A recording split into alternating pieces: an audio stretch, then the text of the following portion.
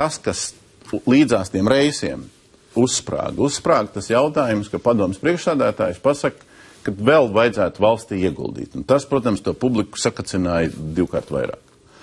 Vai jaunās vienotības ministru prezidente zināja, kad ir scenārijs iepriekš, pirms šis notika janvāra sākumā, ka ir scenārijs, ka ir neizbēgamība, ka vajadzēs guldīt no valsts naudu vēl? To, ko es varu pateikt, tas, kas manā informācijā, ko premjeri ir publiski paudus, ka šāda iespējamība nemaz nav iespējama, ņemot arī kopumā Eiropas Savienības noteikumus. Jurēvis kungs, precizējam tagad. Viņa ir paudusi, ka viena pati valsts nevar kaut ko darīt Eiropas komisijas kontekstā. Precizējam tagad, lūdzu.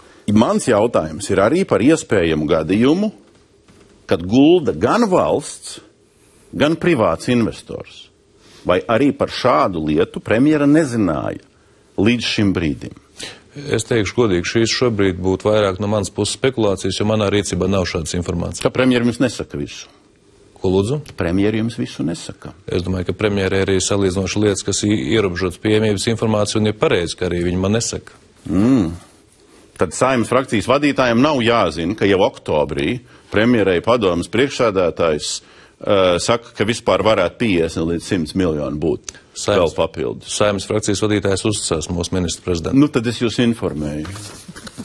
Kad ministru prezidents, kur tagad par komunikāciju uztraucās, zināja šādu scenāriju pirms vairāk kā 2 mēnešiem.